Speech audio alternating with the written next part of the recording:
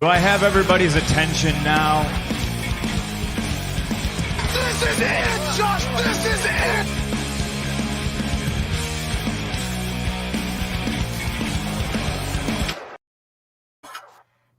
Hey. Wednesday, and you know what that means? It means it's a WrestlePoint review. Tonight we're doing Raw and Dynamite, like always. And oh boy, we have some opinions. We have some hot takes. I have a hot take banner, finally. Look at that. So when a hot take comes, so you be warned. When a hot take comes, well, there you go. You be warned. So we'll start off with Raw, Eric. You take it from there. So Raw's actually so we've been looking for ways to cut down on our broadcast time, and this week's Raw really helped out. So we've kind of all been in agreement that this week's Raw was pretty bad. But I'm going to start out by saying it had a lot of potential because when you think about it, since there was Tag Team Turmoil and it was announced as 7 teams, that inherently means you're going to get a lot more wrestling than on a typical Raw, which is great. So I was really looking forward to it. But the unfortunate part is the way you can't capitalize on that potential unless, in this case, you have a deep tag team division, which Raw does not. So, the 7 teams that were announced were New Day, the Viking Raiders, Jinder Mahal and Veer, Lucha House Party, Mason T-Bar, Mustafa Ali, and Mansoor, and then AJ Styles and Amos. Those were the 7 teams that were advertised. And just based on those 7, there's only 2 credible teams, Amos and AJ and Amos and New Day. So that immediately means that the other, anytime the other 5 are in the ring, it doesn't matter. And so to actually start with the show, so RK Bro has their opening segment. Can I cut you off real quick? Dom, we're not live on Facebook. I don't see it. Okay, 1 second. Sorry, Eric. I don't know. All good. Gives me a chance to gather my thoughts a little bit. 1, 2, 3. I say go ahead. All right, yeah. So obviously the show starts with RK Bro coming out, and they kind of billboard what's going to be happening. And I swear every time Matt Riddle talks, it just gets more and more obnoxious to me. And I think his gimmick is obviously a stoner gimmick, but his promos are being written by someone that's clearly never been high before because he's not talking like a stoner. He's talking like a 5-year-old. Again, I say it. But anyway, that's neither here nor there. So then Lashley and MVP come out, and they're griping over Randy laying out Lashley last week to close the show.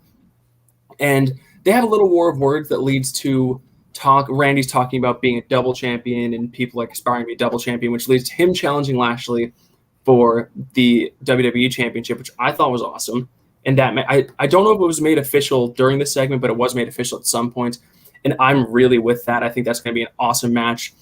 And then that led to MVP and Lashley saying, all this talk about double champs gives me an idea. And then they close the segment by saying, we're going to go get ourselves added into that Tag Team Turmoil match, which they're going to. It wasn't said in the moment, but they're going to get added, which makes it 8 teams and all of a sudden a 3rd credible team. But still, that means there's 5 teams that we don't care about. And that gets us into the first match. The first match was the New Day versus the Viking Raiders. And this is going to be a theme for me. Wait, my bad. I didn't even put the thing down. There you go. It's all good. So the big theme for me, and why I don't have much to say for Raw, is since New Day started the match, and they're one of the 3 teams that are the only teams that can win this thing, you knew they were going to win this match. So I didn't pay too much attention. This match, if these 2 teams could get a full-length match, like a proper 10 to 12-minute match, I'm sure it'd be great because these are both 2 really good teams. But in this context, we knew the New Day was going to win, and they did.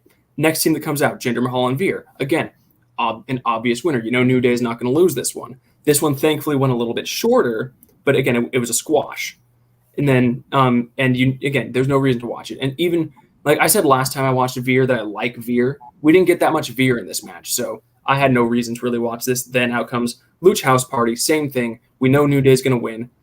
That happened. This was the most fun, though, because the Lucha stuff, the high spots, it's fun. Then out comes Mason T-Bar. Again, obvious winners. This is the 4th match, and there's been no real reason to pay attention because you know exactly what's going to happen. The big thing for this was after the match, after New Day gets the pin, there's a beatdown. And I think this is good because the beatdown, you're getting heat. You're getting heat for a team that you're not pushing, and I think Dominik Dijakovic deserves a lot better than this. But the beatdown's fine. I have no problem with it. You got to throw a wrench in there at some points. But then Adam Pearce and Sonya Deville come out and say, we're going to give them some time to recover, and we're going to restart this match later. And in my opinion, that was the stupidest thing they could have done because it negates everything about the beatdown. The point of the beatdown is so that New Day is facing longer odds and you can get more behind them as the baby faces. But when you postpone the match, it just completely negates the whole thing. So I think they really ruined that angle. And that was, I guess we can call that Tag Team Turmoil Part 1, the first 4 matches. What do you guys think? Let me go. First off, I'm wearing this hat just because the Buccaneers start tomorrow. So let's go. So I'm gonna take it off now because I feel like kind of a fool. But first off, Dominik Dijakovic is from my hometown, so I want him to get more love. Wait, he's from your hometown? I thought he was foreign. No, he's from Worcester. Worcester. If you ever hear the intro, say, well, in NXT, because I don't know, it's from Worcester, Massachusetts, so whatever. So I can't like really crap on this too much because like I've been shitting on WWE for their tag team booking for months, and like they're actually trying to like establish something, but it's like so obvious the New Day is gonna go the distance for the most part. I was really rooting for Mansoor and Ali, but we'll go get to that later. But I just don't understand. Like, if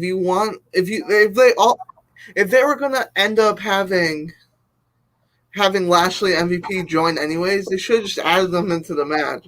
I don't see the reason for the attack because like it doesn't really like. I get you want to build heat a little bit, but like that's not building any heat because no one really cares because they're like, oh, whatever, they're in the match now. I also would rather of them go the distance than stop and like an hour after and then continue in the later half of the show.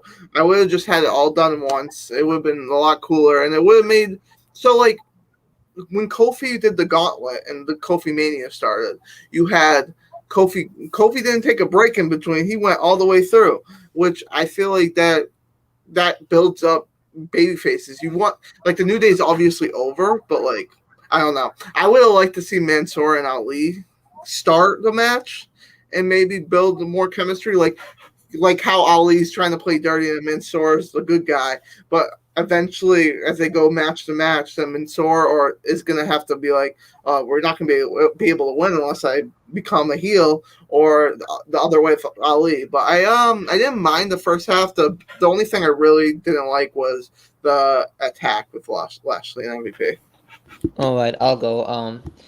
My favorite part of the whole show was the first few minutes. I really liked it. That was a good segment, yeah. I really liked that segment of like highlighting the tag teams. What I give them that WWE and particularly Raw are trying with the tag team division. You know, they do care. Or they wouldn't have so many minutes for a tag team. I mean, they have the tag team champions basically main event Raw like every week. So they do care. They do care. It's just they don't have enough talent, I guess. Or, well, I don't know. I don't know. I wouldn't want to say talent because that's disrespectful to the wrestlers, but they just haven't put the time into the division to where like people Yeah. really care. People don't really care about anyone other than the top three. yeah. They also do it every couple months. Every couple months, they put like a tag team turmoil or something like this into it, and then like you don't hear from all the rest of the teams for weeks, so it like builds nothing eventually. Yeah, but I'm gonna echo what you guys said. Dominik Dijakovic deserves more. I wish him and Keith Lee would link up. The Monstars from PWG. That is a great tag team right there. I would have loved to seen it. They have history. I don't know what's going on with Keith Lee, so that's another thing. Limitless. What's that? He's limitless. Limitless. Ali and Mansoor. I think this is their story, and their like storyline is one of the more intriguing things about Raw. It's like a chia pet, like you want to see it grow. You know, you hope it doesn't die, but it's like a little project. Like you hope for the best, but you predict the worst because it's Raw. Exactly. I'm surprised the Viking Raiders and New Day went first. I was expecting the Viking Raiders to at least have 1 or 2 wins because I felt like they were getting pushed, especially after such a showcase from last week. I was wrong. And then Cody, with your point about the turmoil having it all at once. Imagine having it all at once would be maybe an hour. And if a turmoil is good, it's good and it's enjoyable to watch. But if it's bad, that hour is shit. So I feel like I do like them splitting it up because it gave us a. I don't think the matches were weren't No, terrible. it wasn't. Okay. Not the matches, but the investment in the story. Like when Kofi Mania had it, we had investment in the story. We don't have. Do we have that much investment on who becomes the next victim to RK Bro? Not as much. No. So I think it was smart for them to split it up. But other than that, I enjoy them highlighting the tag team division.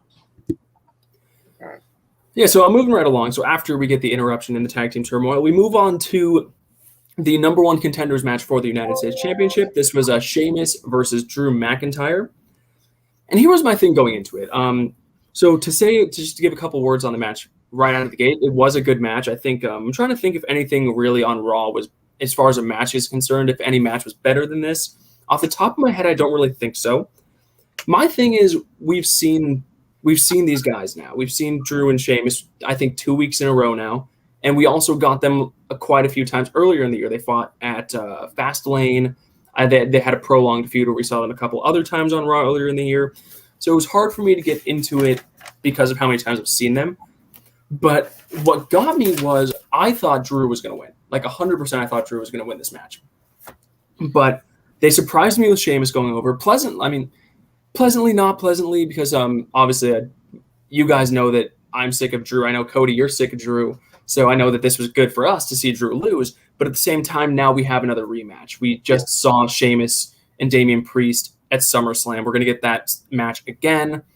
But this was a solid match. These guys, obviously, they've worked together a lot. They've got great chemistry.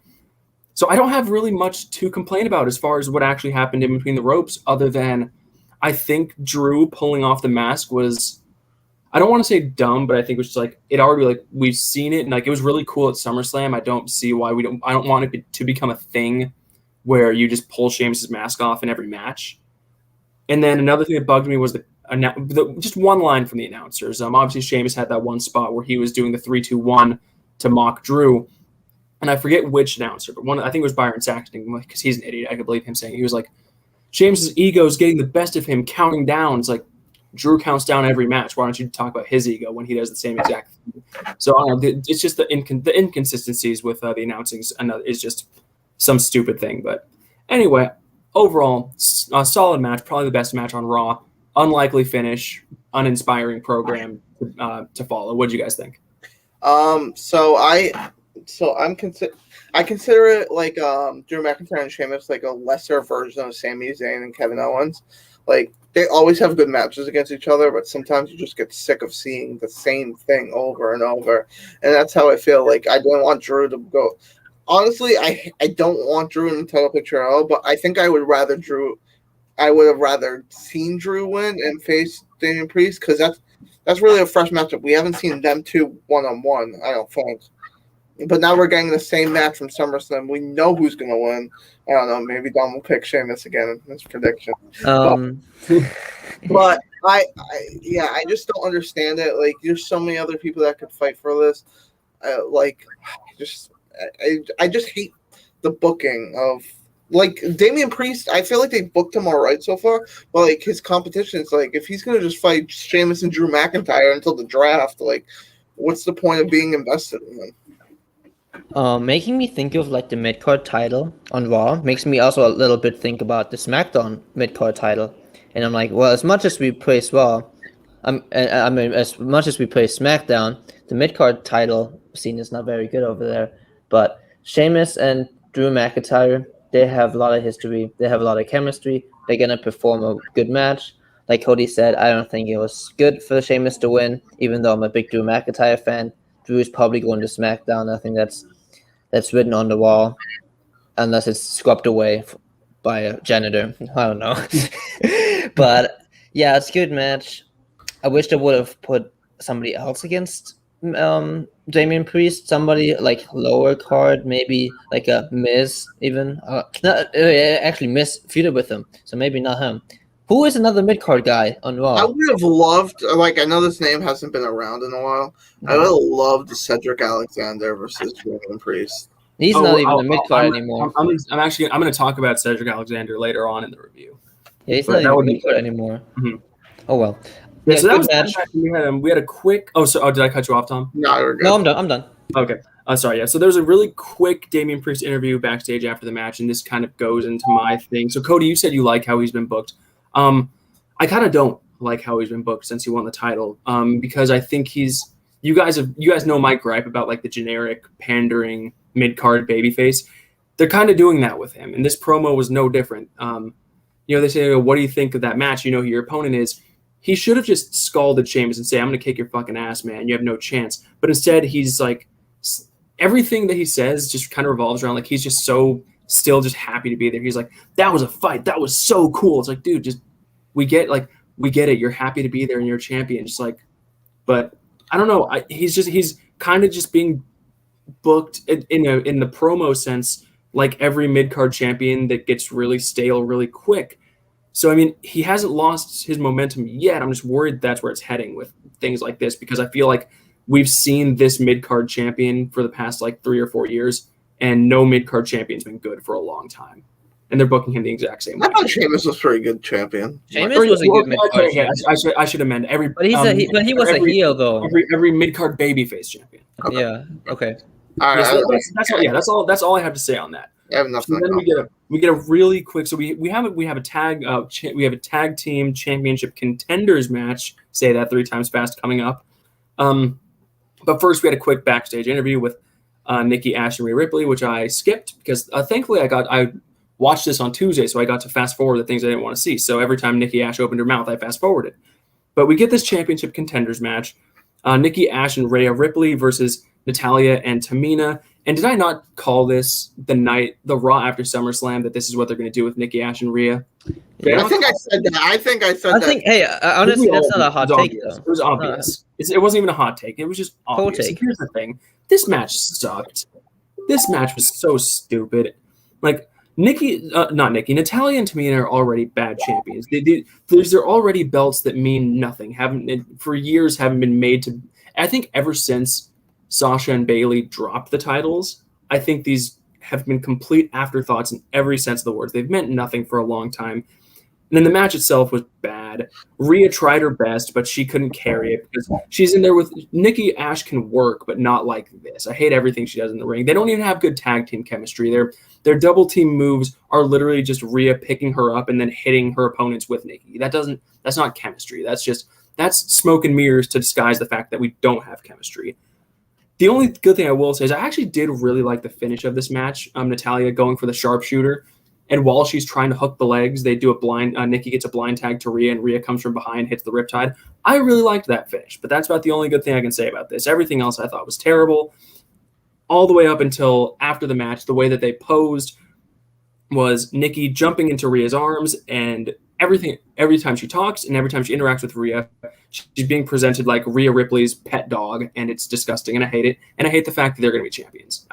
I like Rhea being a champion. I hate Nikki Ash being a champion. What do you guys think of this? Are you that upset? I didn't watch this.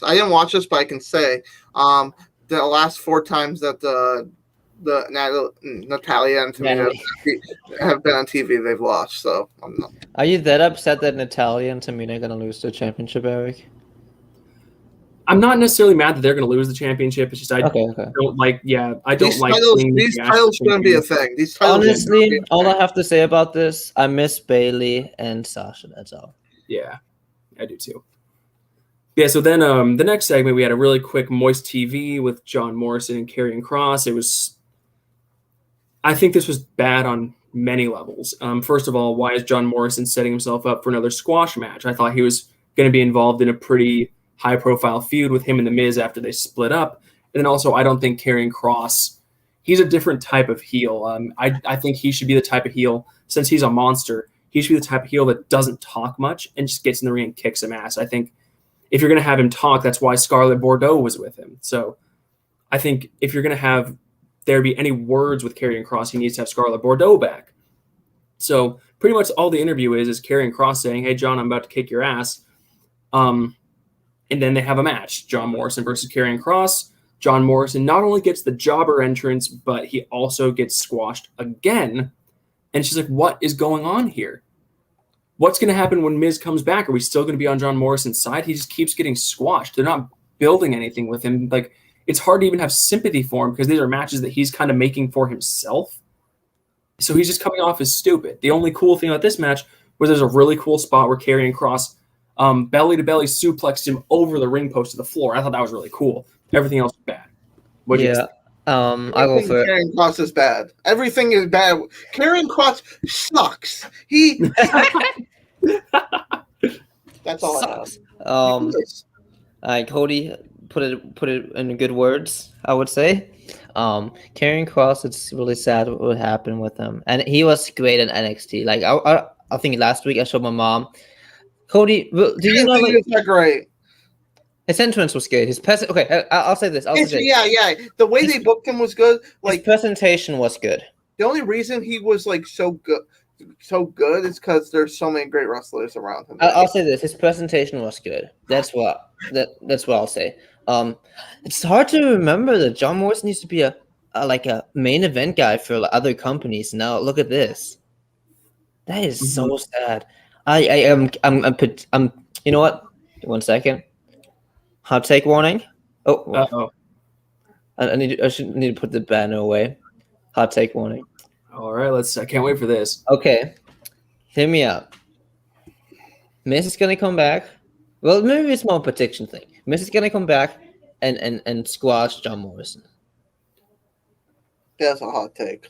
That's a very hot take. Yeah, I don't think that's gonna happen. But yeah, it's a hot take, but I feel like that's gonna happen. Like Morrison's getting squashed by like monsters, like Omos and Karrion Kross. Okay, I don't think it's gonna be like dominant monster like squash, but I think it's gonna be something like a roll-up pin.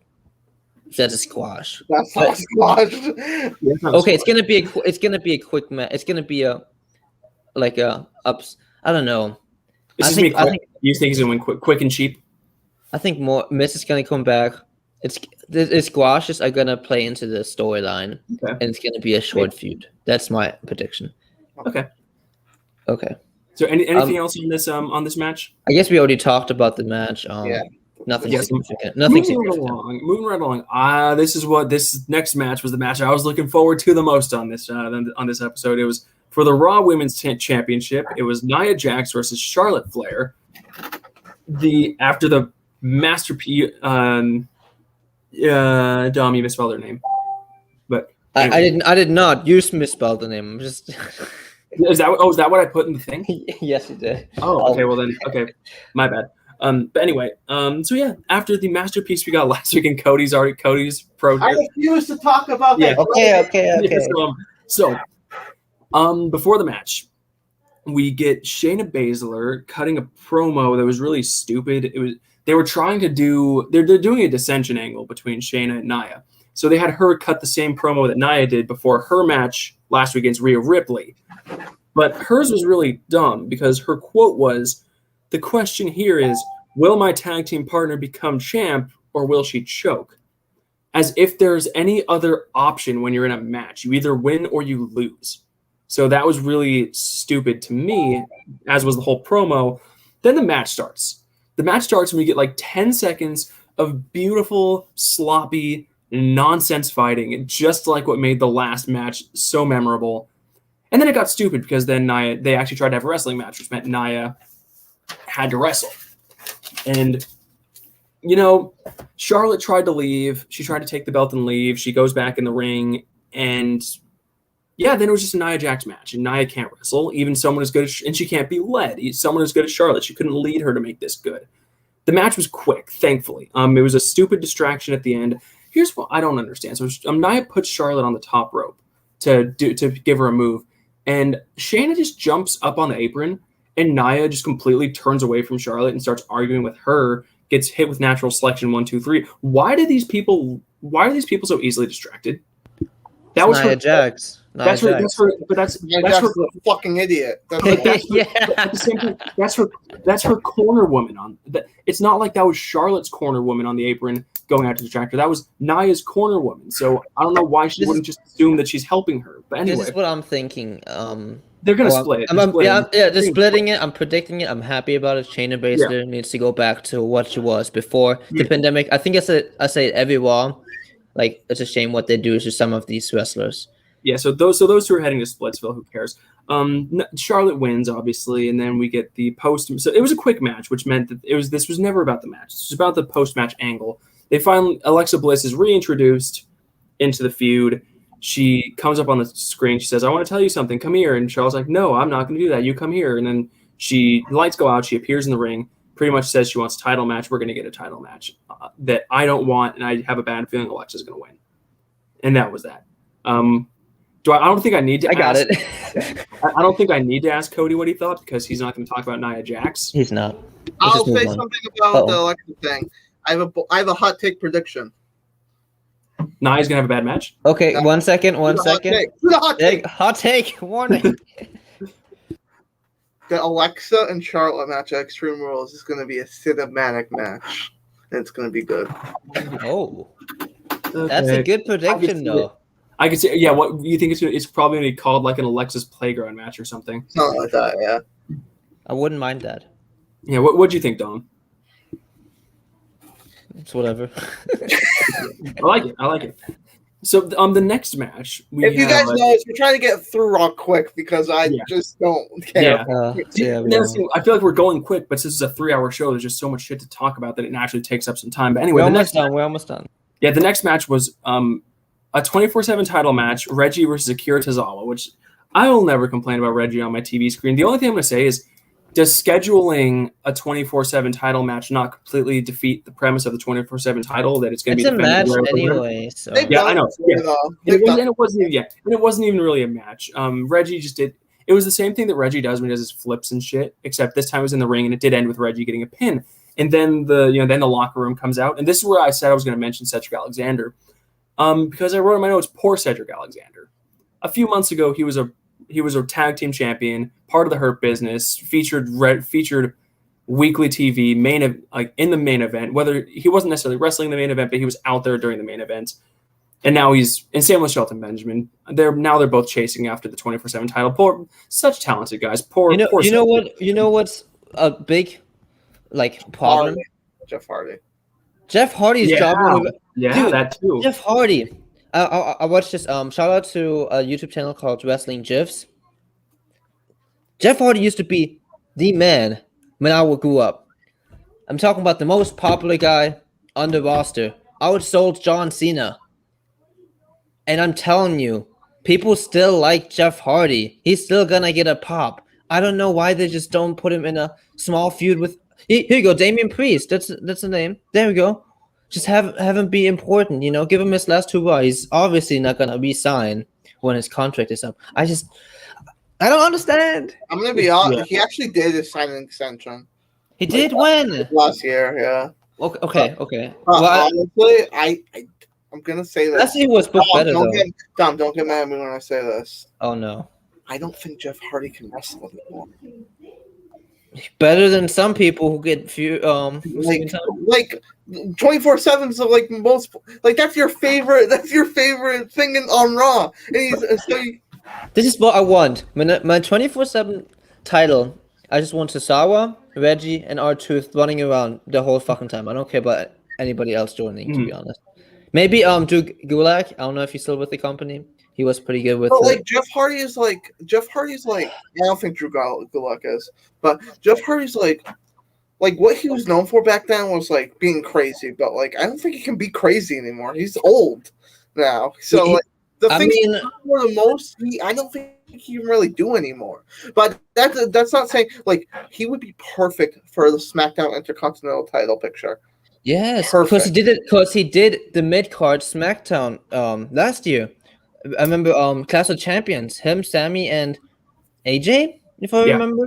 Yeah. Great match, great feud. I don't know, Jeff Hardy can still contribute something to your roster. You want pops, you want ratings, you want merch sales. Just give him a damn t-shirt. Jeff Hardy's a perfect NXT wrestler. There we go. Just put him somewhere. People like him. People, you're talking about nostalgia. Jeff Hardy, for our demographic, is nostalgia. I don't know, for me speaking at least, I don't know about you guys, but when I grew up watching wrestling, when I got into wrestling, Jeff Hardy was the top babyface along with John Cena. If John Cena gets that treatment, Jeff Hardy should at least get some of that treatment, at least some of it. Yeah. So yeah, moving right along.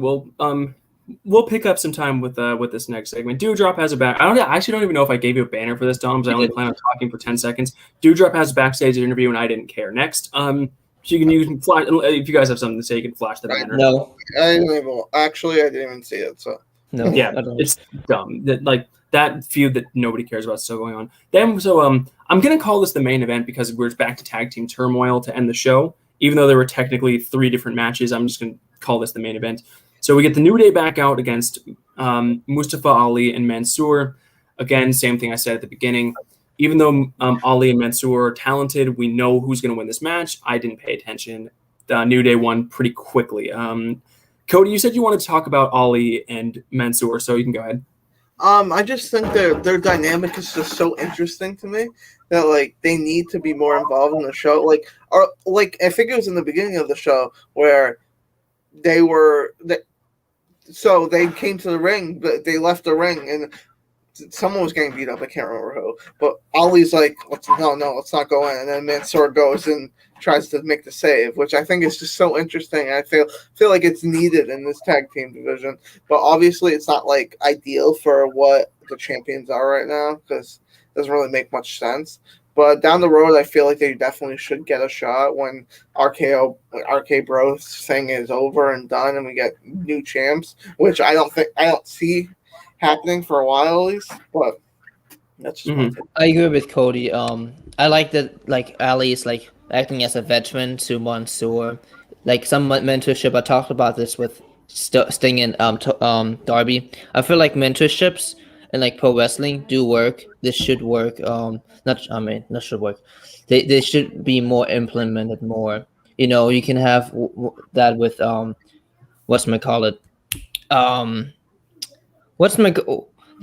managers. I'm sorry, I don't know why. Managers. It should be with managers, but a lot of managers are just the the mouthpiece for pro wrestlers. But I like that. Like with Sting doesn't talk for Darby. Darby talks for himself, and I feel like I like that. I like that a lot, and I'm very intrigued of. I call it a cheer pet earlier. This cheer pet is very interesting, and I hope it grows lots of grass. Yeah. So after that, we get the entrance of AJ Styles and Omos. And again, so now we finally have 2 of the teams that are the credible teams to win this thing. But now the problem is the New Day's been out there for 5 matches. So now we still know who's going to win this because they're dead tired. So we know that AJ Styles and Omos are going to win this. So now there's still not really a reason to watch this, except I was thinking, okay, they're going to have Omos. They're going to get Omos over, and he's going to clean house in 30 seconds. But no. I'm pretty sure this part went over 5 minutes. This would have been which I'm not going to complain about New Day in the ring because they're good in the ring. I don't like their promos or their gimmick, but I can watch their matches because they have good matches. But this is one where you just should have squashed them. They've had 5 matches. Omos is somebody you're pushing. Have AJ start the match, get in a little bit of trouble. Tag Omos and have him clean house and pin them flat. Like that was my big thing. Like obviously the right team won this part, but I think it went way too long given how much punishment the New Day had taken. And then Omos didn't even get the pin. AJ got the pin. This was the perfect time to put over Omos, and they missed it. What do you guys think? I didn't really like to think too much about it. It does, because I like the New Day is like I feel like I almost feel like that Bobby Lashley MVP, who ended up winning the match, spoiler, would have benefited more beating the New Day because the New Day are the greatest tag team of all time. Plus, they have a lot of history. And so, I don't know.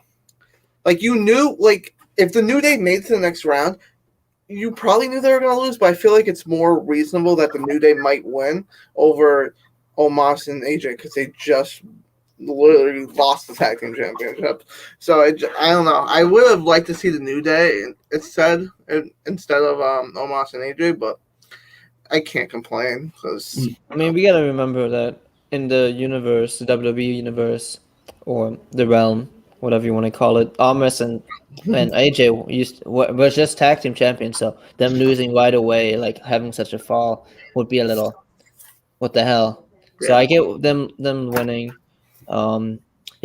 the thing with New Day is, like, I don't think they know what they want to do with them. They just take him in there. They know they're gonna have a good decent segment, a segment that gets the crowd excited. You know, it's good to have them on TV every week. Yeah, they're smart. WWE's smart enough to know that New Day needs to be on TV every week, but they need to actually have some direction.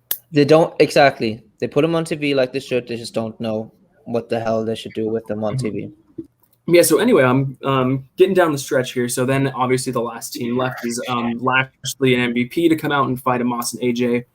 I was actually kind of excited for this because the only reason you do this is for some interplay between Omos and Lashley, and we get that right off the bat. Except, Dom, I'm glad you said a couple weeks ago that you're coming around on the fact that Omos can't wrestle. So I didn't have to grill you about it here because Omos almost killed Lashley. You guys remember when he went for that delayed vertical suplex on Lashley? Honestly, I probably fell asleep by then. Almost.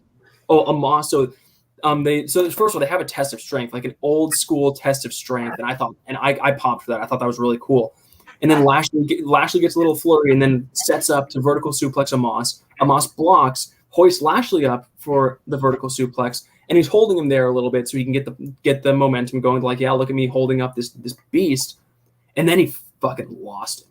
He almost killed him because Lashley's momentum started going a little bit forward, and Omos wasn't strong enough to hoist him back over, so he had to just awkwardly slam him down. It turned into, I guess, a front suplex, but it was bad. So Omos, again, just cannot wrestle. But yeah, this match didn't go too long.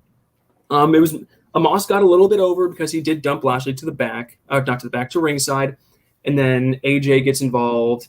Lashley gets thrown back in the ring. AJ goes for the throw on the forearm, misses, spear, 1, 2, 3. My only thing, and I don't know if you guys caught this, I made sure I watched this back like 7-8 times just to make sure that I saw what I thought I saw.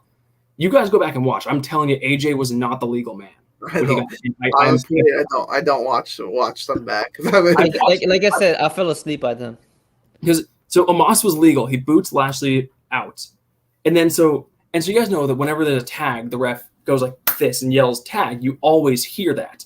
So there is like a couple seconds where you don't see what's going on in the ring. You see Lashley because he gets into a face-to-face with Randy. So you could say the tag was made there, but the ref didn't. You didn't hear the ref call for it. And then you see AJ kind of. The next time you see them, you see AJ. He hits Omos, but he does the whole like hits him on the chest to call it "let's go" thing.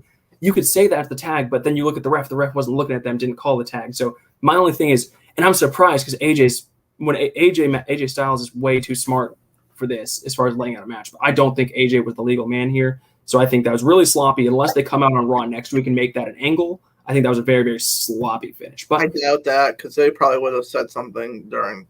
They would have been like, "Oh, I didn't legal like during the." Yeah. The commentary team would have known to say something. But yeah, so I think the right team won here, Lashley and MVP. I'm excited for the program with RK Bro, whether it's the just Lashley Randy or the tag teams. I'm excited for it. So again, it wasn't my favorite Raw, but I liked what we got coming out of it.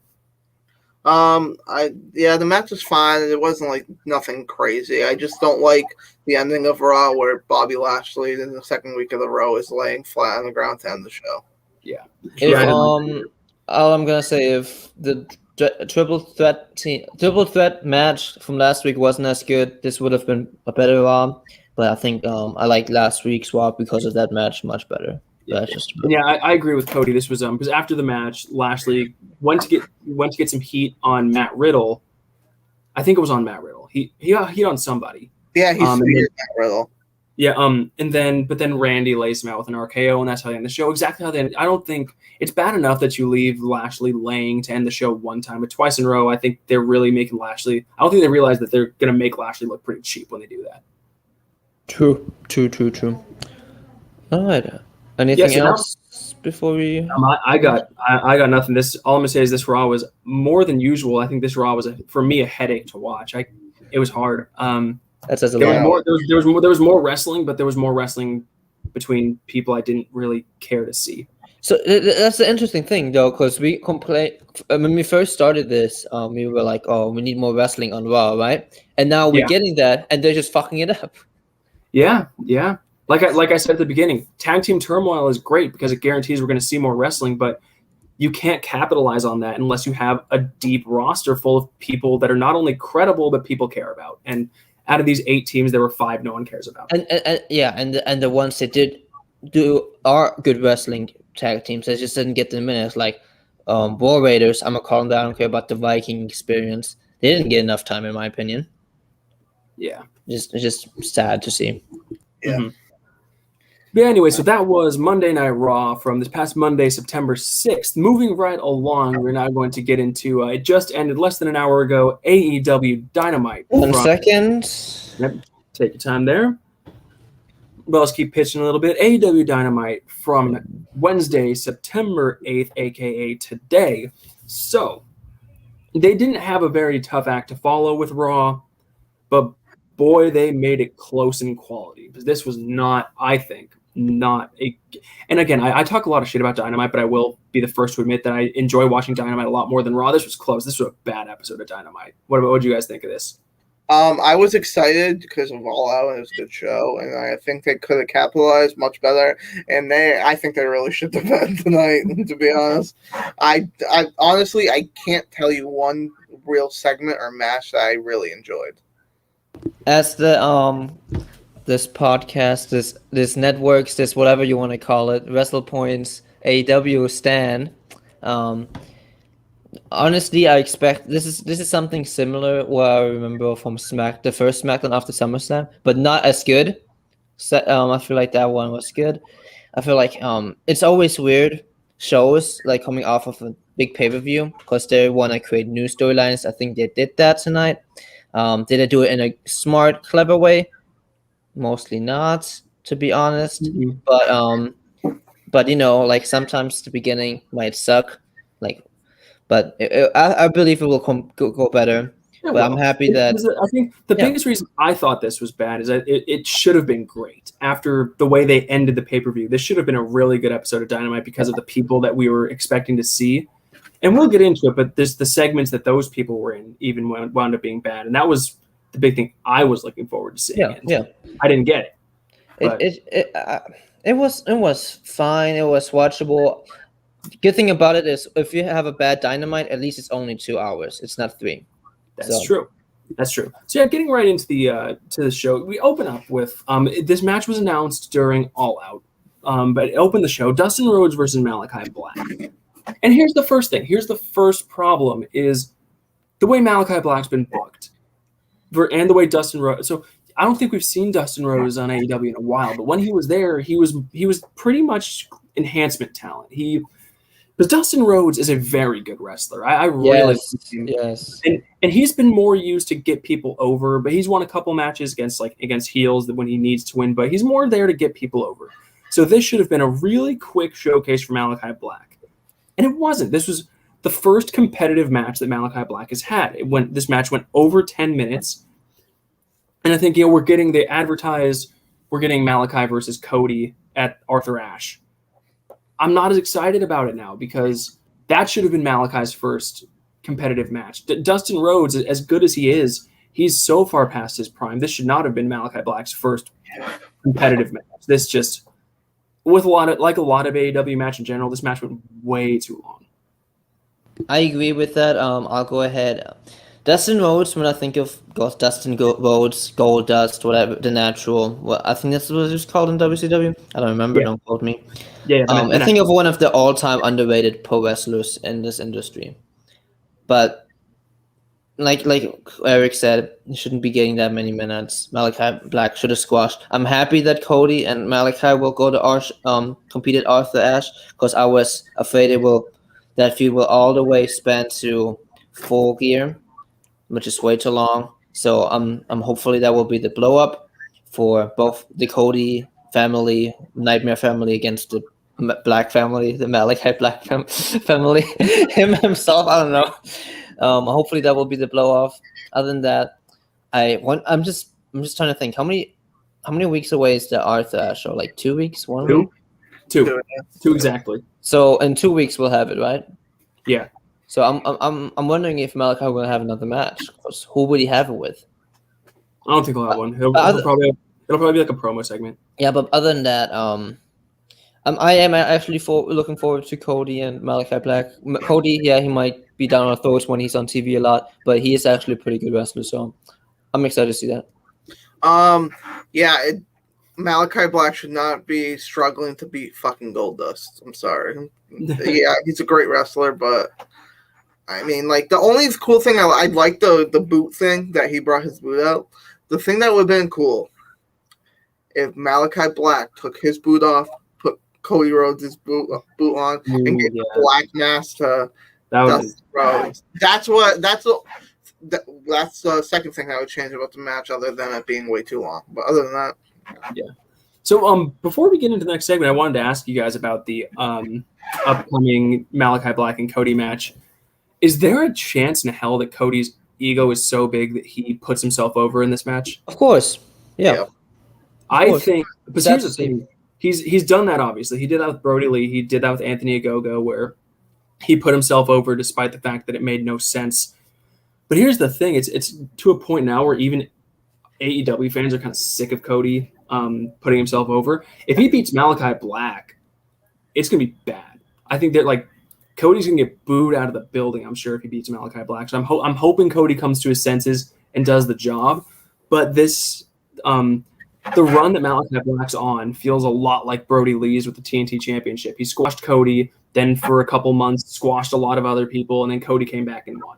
Well, I hope they're going to have I'm worried that that's where this is trending. Well, if that's the case, they're going to have a good blow-off match, because Cody versus Brody Lee with the dog chain color match was really fucking good. So it was good, but Cody shouldn't have won that match. I know, I agree. Yeah, and he should not win this match. I hope he's sensible enough to know that he has to do the job. I just wouldn't be surprised if he puts himself over again. But anyway, the next segment, we had CM Punk come to the ring to cut a promo, and this is always CM Punk cutting a promo. You can never go wrong. And this was another. I really thought this was a great promo because the first words out of his mouth were putting over Darby, and he spent the first few minutes of this segment of this promo was just putting over AEW. He puts over Darby. He put over various matches on the pay-per-view. He put over the Pillman family because what was her name? Aunt Lily or something? I forget. But the Pillman family is in the front row. He puts over the Pillman family. This is, first of all, he push Brian Pillman Jr. already. Will you push him? Well, we talk about it.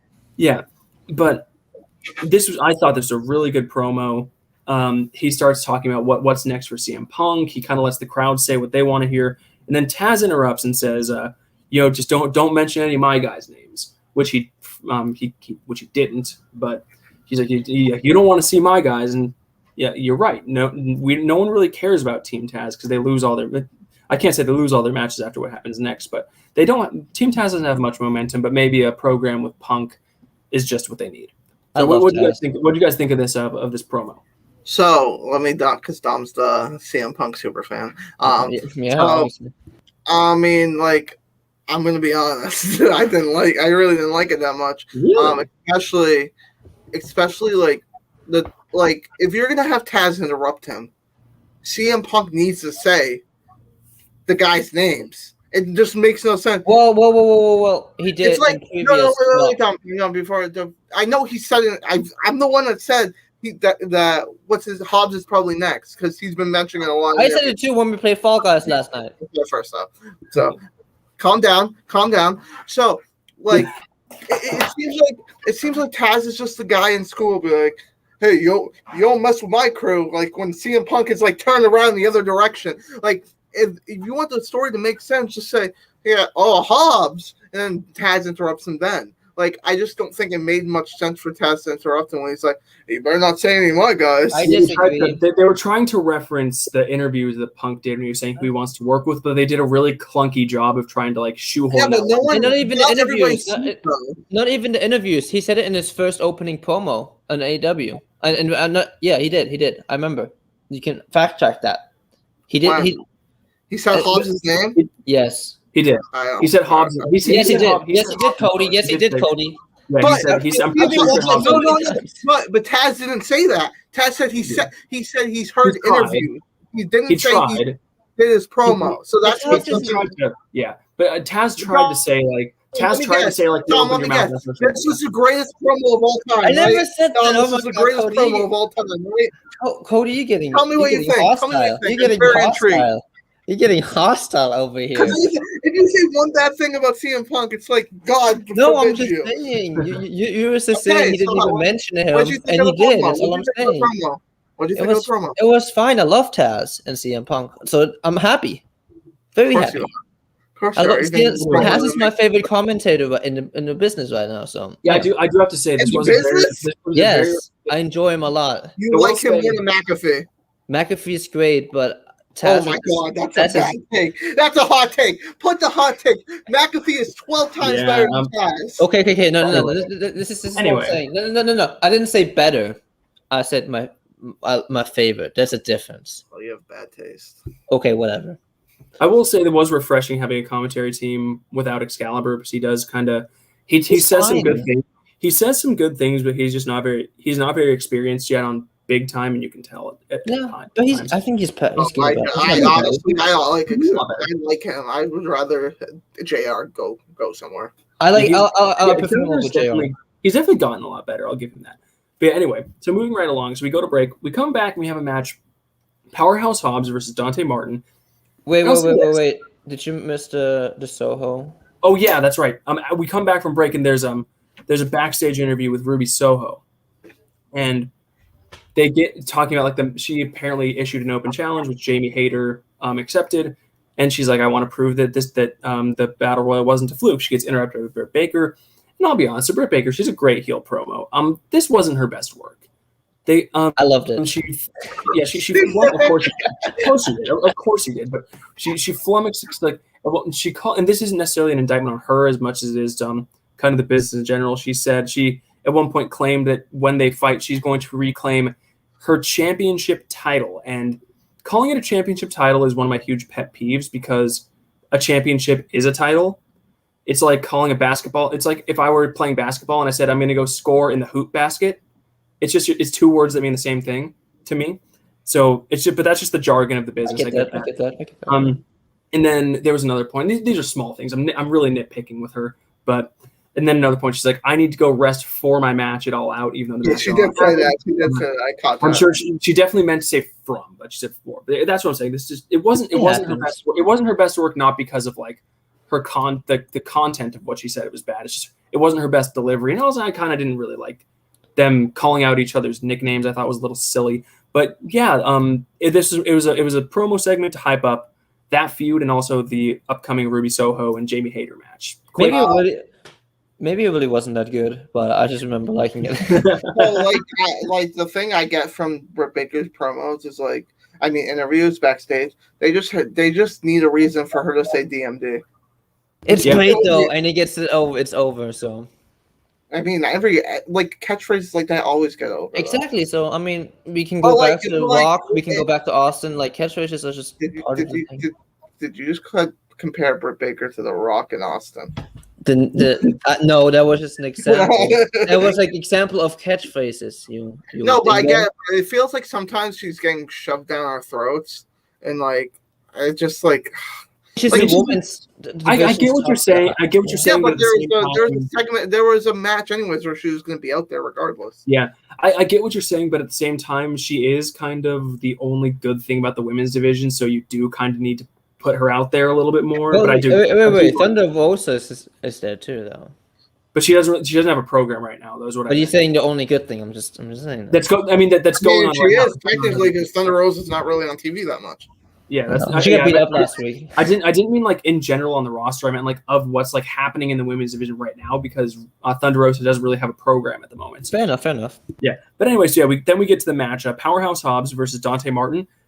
And here's the thing. So, I don't know how much of Dante Martin have you got? He does a lot of work on YouTube. But have you guys seen much of him? I've never seen. No, I've seen like 1 or 2 matches on Dark, but not that nothing distinctly. This guy, let me tell you right now, both these guys. If AEW is smart enough to realize what they have in these two guys, in a few years, this could be a pay-per-view main event. These guys, they're both really green. I'm going to start by saying they're both extremely green, but they are so – Powerhouse Hobbs, obviously, we know Powerhouse Hobbs is budding with potential and talent. Dante Martin's scary talented. That dude is insanely athletic. I think he's only 19 years old or 20 years old. He's really young, and he is just one of the – I really like him. He's obviously not ready for big main event programs yet, but with work, with a little bit of polish, both these guys are future stars, and I hope AEW capitalizes on that. This match, though, I was excited for it, but then I remembered these guys aren't very good yet. They're talented, but they're they both need somebody to lead them in a match to have a good match. They can't, and obviously in this match they only had each other, so this match wasn't that great. Hobbs got the win like he needed to, even though Dante Martin's a future star. He hasn't been presented as any sort of credible threat. And after the Punk and Taz back and forth, Hobbs just needed to pick up this win. He's got a beautiful spine buster. That's one of my favorite spine busters in the business for Powerhouse Hobbs. It's great. But yeah, so not a great match, but two guys that I really like. Cody, go ahead. Did you catch where he hit the spine buster and they called it a powerbomb? Did I what? When he gave that spine buster, JR said, "Oh, what a powerbomb!" Oh yeah, that was terrible. Two announcers called it a powerbomb. That was bad. Aye. So I'll go because I'm not familiar with these people. Like, I've seen 2 Hobbs matches so far, and I haven't been impressed lately, really, if I'm being honest. I don't know what it is about Hobbs. It's either he's like just not comfortable, or it seems like, I don't know. It doesn't seem like he fits his character. I mean, I guess he was actually pretty good at babyface when he started feuding with FTR, to be honest. Like I need to get more like acclimated with his style and stuff like that. But like I read about this match because it was like announced on Twitter, and like people were like hyping it up like it was going to be an amazing match. And I get like Dante did a couple cool things, but I feel like the match ended suddenly. I didn't expect that to be the finish. It like ended like without really. It was surprised the way it ended, so I don't know. I think both are just oozing with potential, but not experience. And I feel like that was lacking. They're talented, but they're great. Yeah, it was great. We can move on. Yeah. So then, after the match, Dan Lambert cuts a promo with Scorpio Sky and Ethan Page by his side, and so I'm gonna say this, and this is another pet peeve of mine. He cuts the promo from like the top of the upper deck. Where did he get a microphone from? Are they just kind of like, do they just have microphones laying around in the concourse? Just ask for one. Like, hey, fetch me a. I don't really see like. Yeah, it's not a big pet peeve. I think it's a huge pet peeve. Okay, I think this guy Dan Lambert sucks. I don't like. He might be the most pointless person in all AEW. Yeah, so he cuts a promo pretty much saying, I don't remember exactly, something to the effect of something about little guys. We're gonna prove that you guys aren't as good as you think. So anyone that thinks they can beat these two guys that always lose their matches, feel free to come up and beat us, because let's be real, whoever challenges them is gonna beat them. So it was pretty pointless. But yeah, we can move right. I'm getting go. He's gonna get go away heat for me, Dan Lambert. I don't want to talk about him. Yeah. So anyway. So then we get the MJF promo segment, and I was nervous. I said in my notes, MJF interview. Let's see how good this guy is, because obviously we had our arguments about the booking. I still think his credibility took a shot, but in true MJF fashion, cuts a fantastic promo. Here was the problem. Here was my big problem though for the first couple minutes.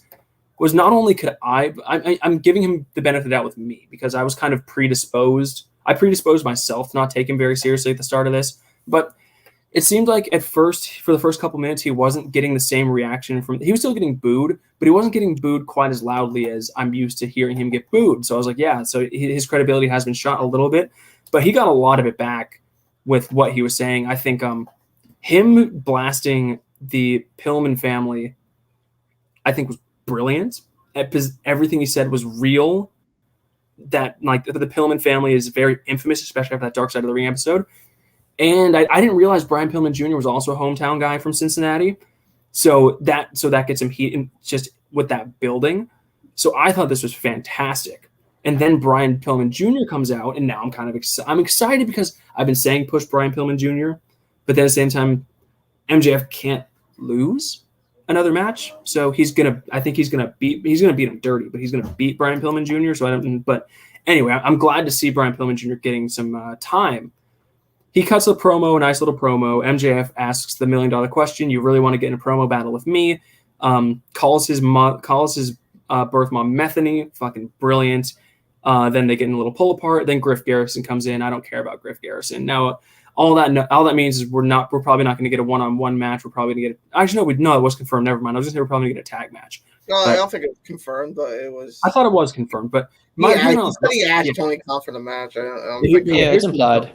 Obviously, fantastic promo in my opinion. My only thing is I do think his credibility was shot in that now he's feuding with undercard jobbers. The Varsity Blondes never win matches, and these are now who he's feuding with. I think it didn't hurt him as much because he can dig himself out of the hole, but no one can deny that losing to Jericho did kill his momentum. That's why he is feuding with people that get on TV once a month. Go ahead, Cody. Yeah, it was a pretty good promo. Yeah, I can't really complain about it. The only thing I have to say, what's his name? Griff Garrison? Yeah. I mean, he looked like such a pussy after he got hit with that ring.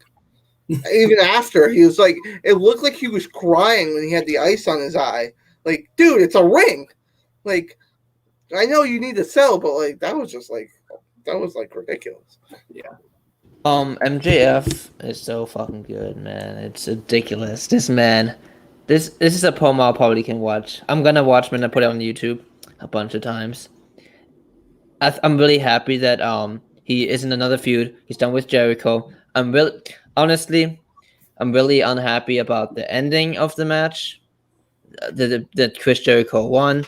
Why you guys give me that face? No, I'm not giving you a face. Okay. But you said you lost his momentum a bit. I think he gained it right back. It seemed like going from Chris Jericho to Brian Pillman Jr. is without a doubt a huge downstep. I agree with that, but then again, where is he gonna go from there? Like he has to, in a sense, he lost, so he has to elevate himself again. So I can see the momentum shift, right? But then again, we're happy. Brian Pillman Jr. He's a hometown guy. A lot of people wanted to see him. You're not the only person who'll be like, oh, let's have more of him on TV. You know, they think of it too. So people are going to automatically shift their eyes to, hey, I'm excited to see the MJF Brian Pillman segment next week. So, and then contrary to last week, were you really excited to see Chris Jericho MJF segment?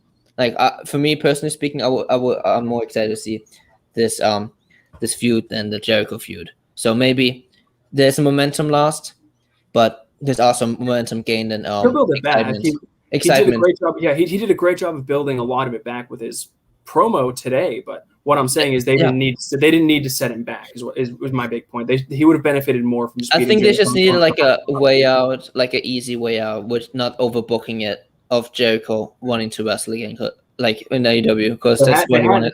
They had it. And I agree. Don't restart the match, and you got. And I don't restart the match and don't have the stipulation, but it is what it is. I just wanted to say one thing. I don't know if you're gonna get into. Are you gonna get into the what happened when the altercation with Wardlow? No. Okay, then I'll talk about it real quick. With the Wardlow thing, it's really interesting. They've been teasing a feud for a while now. I really like Wardlow. I think he's a great big guy. Him and Hobbs makes me think what is Vince McMahon or WWE thinking? Like they obviously want guys like this. They want somebody like Wardlow. They want somebody like Powerhouse. Like, is it fair to say they have the better, younger, big guys compared to the NXT counterparts? I think so. And that's impressive. And I'll leave it at that. Okay, you can move on now. I thought. I'll leave it at that. No, I literally have nothing to say. Yeah, he's done. Okay. Yeah. So after that, we get a really quick, and I'm pretty. Oh wait, never mind. So after this, we get the match: Jamie Hayter versus Ruby Soho. Oh my gosh, this was so dumb. This was such a poorly booked match. Ruby Soho just won the #1 contendership, right? She's going against somebody other than the champion, right? She should win this match very fast, very convincingly, so she looks like a credible title contender, right? So why'd she get her ass kicked for 75% of this match? She was bumping all over the place. She did not come out of this looking better to me at all. This was The reason completely. I'll defend this. She got the win. I'm just gonna breeze through my part really quick. Then you can. But yeah, so I think she bumped way too much. I don't think even though she won, I don't think she looks credible. She should have won this way faster to me. And then the afterbirth was really stupid. Riho came out because they obviously didn't actually beat her down, Ruby. And then Riho comes out to make the save, who we haven't seen on TV for months and no one cares about. And then also, as soon as Riho came out, you knew that a third person had to come out so that we get the 6 women tag next week. It was Chris Statlander. So now we get the tag. We get a 6-person tag that I'm honestly probably not going to watch next week. So yeah, I could have gone without this entire segment, to be honest. Okay, the only thing I'll defend with Jamie Hayter beating up Ruby Soho. Ruby Soho talked about her being like a fluke winner. So maybe they turned into that hey, maybe she is a fluke winner. Maybe they are trying to prove that. That's why Jamie. But that's the opposite of what they should have done. She's challenging for the title. Well, sometimes you have to prove. Like it's so obvious that Britt Baker's gonna win, so it's like. Yeah, like it's just like, hey, it's a fluke hero. Like you're only important. I feel like they are trying to play into something other than stereotypical. The only thing I have to say about this match is that Ruby oversells so much. Yeah, like that after the match attack, she acted like she got her whole spleen taken out. So. But with Soho, I feel like you obviously want to take in, or you would think that hey, people think I'm a fluke. I'm proving them wrong. Something like Nikki Ash did. That's something recently we saw. Maybe we see the other coin of it, and I feel like that's pretty interesting. Ruby Soho. I mean, a lot of people. It's exciting to see her in AW, but is there really that much excitement of her? Oh, she's such a great wrestler. Nothing against Ruby Soho, but I think she's still not even top 5 in the AW. Women's roster in terms of in-ring talent. So yeah. Anyway, so do we have anything else to say about this segment at all? No. Jamie Hayter's awesome. Okay, so I definitely didn't give you a banner for this, Dom. So I'm literally going to spend 5 seconds on it. We had a quick package on Brian Cage and Ricky Starks. That feud that no one cares about is still going on. Then we go to break and we get the 6-man tag, FTR and Shawn Spears versus the Dark Order. I'm disappointed. I'm glad. So obviously FTR and Shawn Spears, they win the match. But what I'm disappointed in is this match wasn't about them. This match was about highlighting the dissension in the Dark Order, a faction that nobody cares about at all. But that's what this match was about. They have a backstage video where they're talking about getting back on the same page, but then they start arguing. At the beginning of the match, they keep tagging each other in despite and getting mad at each other. It ends with John Silver hitting Evil Uno, taking the pin, and they fight. This wasn't about FTR and Shawn Spears. This was about highlighting a faction that nobody cares about. Heading to Splitsville, even though they won't. What I'm hoping this is they're going to continue the dissension for a little bit and then they bring Bray Wyatt in as the new leader. It's a long shot. You can put the hot take if you want, but I have a good leader for you. Yeah, I'm not necessarily making a prediction. I'm just saying this is what I hope it is because there's no other reason to be featuring Dark Order like this. No one cares about them. I don't think anyone's really ever cared about them. So I'll say this with the leader thing. I 100% agree. Let's look at the history of Dark Order in AW. The minute they debuted with no leader, did anybody care about them? No. Nope. When Mr. Brody Lee came, people cared about him. Now he's gone. The Hangman stuff isn't there. The Hangman stuff was mildly interesting because it's Hangman, not because of the segment itself. Yeah. They need a leader. Hopefully you're right. Maybe hopefully Bray Wyatt will be there and step in right there. It'd be interesting to see a Firefly House version, like a cartoony version of him. Not exactly like a ripoff, but something like that, like a overexcited boss. If you watch the TV show Supermart, they have a very excited boss. I feel like something like Superstore. My bad. You're right. Correct. It's a good show. I haven't watched it in a year. So I have only two things on this match, and then we're gonna move on because we're almost at an hour and a half. Understood, sir. One, that short guy in Dark Order with the beard. John Silvers? He's awesome. I hate him. I don't know why I hate him. That's a hot take. I hate him. Hot take. And then second, perfect leader for the Dark Order would be Malakai Black. Move on. Oh, Cool. Yeah. So then, okay, so we get two really quick This is interviews. terrible. I'm gonna spend 30 seconds going over these next two segments. They're really 30 quick. seconds is way too long. Yeah, I'll probably less. Tully Blanchard cuts a promo teasing some sort of Pinnacle CM Punk and Sting feud, and then teases a potential Tully Blanchard Sting match, not for a quality match, for fan service. That happened. I would like to see Tully back in the ring. I guess that would be kind of cool. Then we move on. Brian Pillman Jr. backstage interview to say this is where I think the match with MJF got confirmed, but I don't know if it was confirmed, but he said, like, I'm going to talk to Tony. He might have said, I'm going to talk to Tony Khan about getting a match with you. Tony Khan. But then the Acclaimed come in, Max Caster says, well, I have a few Rampage, and that's that. Then we move on to the promo segment with the Elite. So here's something. So you guys know how Tony Schiavone, whenever MJF is mentioned, talks about how much he hates MJF and how despicable he is? So why does he shit on MJF but give a full-throated endorsement to the Elite as being so great and amazing? Because they're both heels. Isn't he the babyface announcer? Can't he be a little more uniform? no. I think that's a little bit of that to me that just screams the executive vice president's definitely told him, make sure you put us over, because he's the babyface announcer. He shouldn't be talking up heels like that.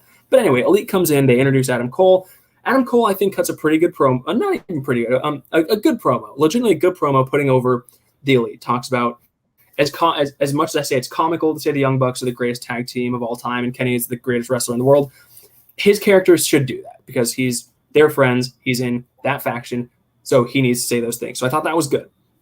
And then Kenny starts talking, saying how he hates being interrupted. And then Bryan Danielson interrupts, cuts a really short promo saying, I think what you're scared of is that you're not on my level. And then it gets really stupid. And then there's a beatdown. And as soon as the beatdown started, before anything else happened, in my head I said, how long until Jurassic Express comes out to make the save? 5 seconds later, Jurassic Express comes out to make the save. And here's something. You can put the hot take if you want. I'm sick of Jurassic Express. Okay, that's a hot take. Well, Hey, no, actually, I feel the same way, and I've only watched them for 3 weeks. okay, not a hot take. Then. Here's why. Not because the people aren't talented. Obviously, Jungle Boy's really talented. Luchasaurus is pretty good himself, but they do the same thing all the time. They no matter what association they don't have in the conflict, they have nothing to do with the Elite and Bryan Danielson at all. But they always are the guys that make the save. They're always the guys that come in, make saves, then have a big 10-man tag match. Then Jungle Boy will have a singles match. Then they'll get a title match and lose. I'm sick of seeing them. It's the same thing every time. I could go a month without seeing these guys the way Okay. used. Let me hold you right there. Go for it. Okay. Go for it. 2 points. 2 points. I understand that you don't like the booking because I understand, they get involved with multi-man feuds. They end up losing a lot of times, with the blow off. With the story of like, why is he with Daniel? Daniel was there to do the save. They have a history with the Young Bucks because of that the tournament, what's it called, the tag team tournament thing. So They didn't even fight in the tag team tournament though. Yes, it did. They didn't have a match. They just took turns saving. They just took turn them and the Lucha Brothers. Jungle. No, I'm talking about Jurassic Express. Yeah. The tag team tournament that just happened. They didn't have a match. Yeah, they did. The Young Bucks and Jurassic Express. No. I'm talking about them, the Jurassic Express themselves, because the Young Bucks were obviously involved in that because the winner of that was going to face them on All Out. Yeah, but that doesn't mean that they're in a feud though. That just means they're in a tournament where they might face them. And even in that tournament, all they did was them, the Lucha Brothers. Kind of put them in the feud after attacking them, sitting on the ring post. So I think it's just a waste, honestly. I thought this segment kind of sucked. I'm going to be honest. I think Adam Cole completely is not used to his theme song because I'm pretty sure he missed the boom. I think he missed it completely. So it kind of looks weird after the boom came in. Then he did that. But I love Bryan Danielson, whatever you want to say. But this promo just wasn't it for me. It didn't hit. Hopefully they have something better next week, which.